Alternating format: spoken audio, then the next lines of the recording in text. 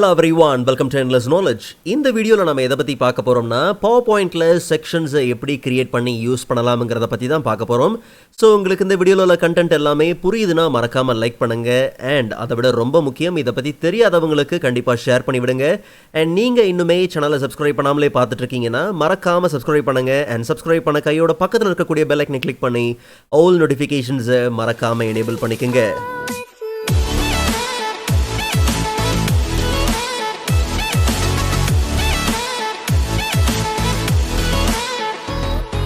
Alright, so first of all, PowerPointல sectionsனா என்ன?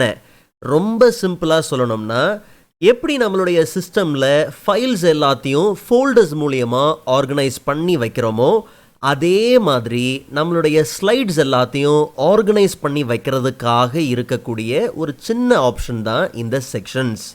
சரி, நல்லா கவனிங்க. செக்ஷன்ஸை நாம ரெண்டு வழியில கிரியேட் பண்ண முடியும். ஒன்று, இப்போ நாம் இந்த ப்ரெசன்டேஷனை நார்மல் வியூவில் பார்த்துக்கிட்டு இருக்கோம். நீங்கள் வியூ டேப்பில் போய் பார்த்தீங்கன்னா ப்ரெசன்டேஷன் வியூஸில் நார்மல் வியூவில் பார்த்துக்கிட்டு இருக்கிறோம். இந்த வியூலேயே இந்த ஸ்லைட் பேனல்லையே நம்மளால் செக்ஷன்ஸை க்ரியேட் பண்ண முடியும். இல்லை ஸ்லைட் சார்ட்டரோட வியூவில் இருக்கு இல்லையா, ஸ்லைட் சார்ட்டர் வியூ, இந்த வியூலையும் நமக்கு தேவையான செக்ஷன்ஸை நாம் ஈஸியாக க்ரியேட் பண்ணிக்க முடியும். பட் நமக்கு மோஸ்ட்டாக பழக்கப்பட்டது இந்த நார்மல் வியூ தான். ஸோ இங்கே நமக்கு தேவையான செக்ஷன்ஸை நம்ம தாராளமாக க்ரியேட் பண்ணிக்கலாம். சரி, இந்த ப்ரெசன்டேஷன் ஃபைல் நான் பேசிக்காக டீச் பண்ணும் போது பார்த்தீங்கன்னா யூஸ் பண்ணுற ஒன்று. பட் இதில் இருக்கக்கூடிய ஸ்லைட்ஸ் எல்லாமே ஆர்கனைஸ் பண்ணி இருந்தால் நல்லாயிருக்கும். 76 ஸ்லைடு இருக்குது, ஏதோ எல்லாமே ஆர்டராக இருக்குது. பட் இருந்தாலும் கொஞ்சம் ஆர்கனைஸ் பண்ணி இருந்தால் யூஸ் பண்ணுறதுக்கு ரொம்பவே பார்த்தீங்கன்னா நல்லாயிருக்கும். உதாரணத்துக்கு MS வேர்டை எக்ஸ்பிளைன் பண்ணக்கூடிய ஸ்லைட்ஸ் எல்லாமே தனியாக ஒரு செக்ஷனாக இருந்தால் நல்லாயிருக்கும். ஸோ அப்போது எந்த ஸ்லைடில் இருந்து உங்களுக்கு ஒரு நியூ செக்ஷன் ஆரம்பிக்கணுமோ அந்த ஸ்லைடை நீங்கள் ரைட் கிளிக் பண்ணாலே அங்கே நமக்கு ஆட் செக்ஷன் ஆப்ஷன் உண்டு. கிளிக் பண்ண கையோட நமக்கு ஒரு ரீநேம் செக்ஷன் டயலாக் பாக்ஸ் உண்டு. ஸோ இந்த செக்ஷனுக்கான நேம் என்ன அப்படிங்கிறத நம்ம கொடுக்கலாம். ஸோ நாம் இப்போதைக்கு MS வேர்ட் அப்படிங்கிறத கொடுத்துக்கலாம். ஜஸ்ட் நம்ம ரீநேம் கொடுத்து ஒரு செக்ஷனை நம்ம கிரியேட் பண்ணியாச்சு. பட் நல்லா கவனிங்க, MS வேர்டுங்கிற இந்த செக்ஷனுக்கு கீழே தான் மீதி இருக்கக்கூடிய 45 ஸ்லைடும் வருது. ஸோ அப்போ அதுக்கு அடுத்தது MS எக்ஸல் வருதுன்னா இந்த இடத்துல நாம் ஒரு செக்ஷனை நம்ம என்ன பண்ணலாம், கிரியேட் பண்ணிக்கலாம். ரைட் கிளிக், ஒருவேளை ஆட் செக்ஷன் ஃபேட் ஆயிருக்குன்னா நல்லா கவனிங்க, ப்ரீவியஸாக செக்ஷன் நம்ம செலக்ட் பண்ணோம், எல்லா ஸ்லைடும் பார்த்தீங்கன்னா செலெக்ஷனில் இருக்குது. ஸோ அதனால் வெளியே ஒரு வாட்டி நம்ம என்ன பண்ணலாம், கிளிக் பண்ணிவிட்டு அண்ட் கரெக்டாக அந்த ஸ்லைடை நீங்கள் என்ன பண்ணுங்கள், செலக்ட் பண்ணிவிட்டு அதை மட்டும் செலக்ட் பண்ணி ஜஸ்ட் நீங்கள் என்ன பண்ணுங்கள், ஆட் செக்ஷன் கொடுத்து நாம் இதை MS எக்ஸலுக்கு என்ன பண்ணலாம், ஆட் பண்ணிக்கலாம். பட் இதில் இன்னொரு முக்கியமான விஷயம் என்னென்னா, MS வேர்டுக்காக ஒரு செக்ஷன் கிரியேட் பண்ணோம். ஸோ 32லேருந்து பார்த்தீங்கன்னா MS வேர்ட் செக்ஷன்.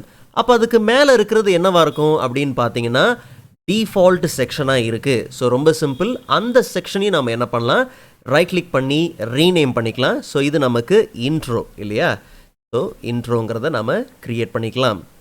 சரி, இப்போது இந்த செக்ஷனை ரைட் கிளிக் பண்ணி நாம் கொலாப்ஸ் ஆல் கொடுக்கலாம். நல்லா கவனிங்க, இப்போ நம்மளுடைய ஸ்லைட்ஸ் எல்லாம் ஆர்கனைஸ்டாக பார்த்தீங்கன்னா இருக்குது. So MS Word, Excel, PowerPoint அப்படின்னு நம்மளுடைய செக்ஷன்ஸ்லாம் பார்த்தீங்கன்னா ஆர்கனைஸ் பண்ணியிருக்கோம். நாம் ஏற்கனவே நான் சொன்ன மாதிரி நார்மல் வியூவில் தான் இதெல்லாம் செஞ்சோம். ஸ்லைட் சார்ட்டர் வியூவில் போய் இப்போ நீங்கள் செக் பண்ணி பார்த்தீங்கன்னா அந்த செக்ஷன்ஸ் எல்லாம் பார்த்தீங்கன்னா பர்ஃபெக்டாக நமக்கு அந்த ஸ்லைடு எல்லாம் அந்த செக்ஷன்ஸோடு பார்த்தீங்கன்னா ஆர்கனைஸ் பண்ணியிருக்கோம். ஜஸ்ட் நம்ம எக்ஸ்பேண்ட் ஆல் கொடுக்கலாம். கவனித்து பாருங்கள், எல்லா ஸ்லைடுமே ஆர்கனைஸ் பண்ணி அந்தந்த செக்ஷன்ஸோடு பார்த்தீங்கன்னா பர்ஃபெக்டாக இருக்கும். இங்கேயும் நீங்கள் செக்ஷன்ஸ் க்ரியேட் பண்ணுறதா இருந்தால் சேம் ஸ்டெப்ஸ் தான். எந்த ஸ்லைட்லேருந்து உங்களுக்கு செக்ஷன் தேவையோ அந்த ஸ்லைடை செலக்ட் பண்ணி ரைட் கிளிக் பண்ணி ஆட் செக்ஷன் கொடுத்து நம்ம ஒரு நியூ செக்ஷனை நம்ம தாராளமாக க்ரியேட் பண்ணிக்க முடியும்.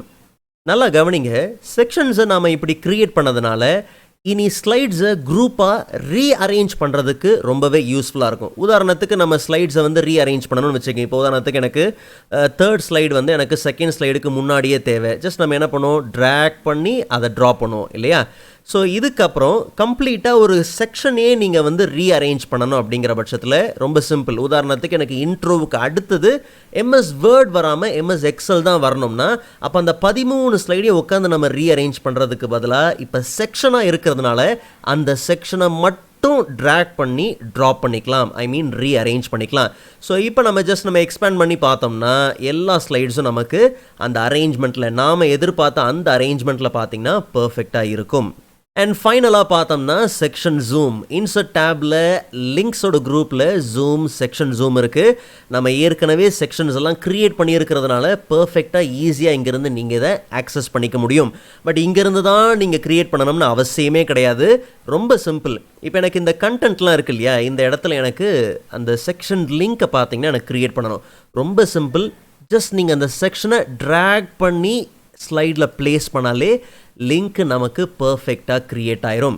ரொம்ப சிம்பிள். இப்போ உதாரணத்துக்கு ஜஸ்ட் நம்ம வேர்ட் எடுத்தாச்சு இல்லையா, அதே மாதிரி எக்ஸலுக்கு நம்ம என்ன பண்ணுறோம், ஒரு செக்ஷன் ஜூம் நம்ம க்ரியேட் பண்ணுறோம்.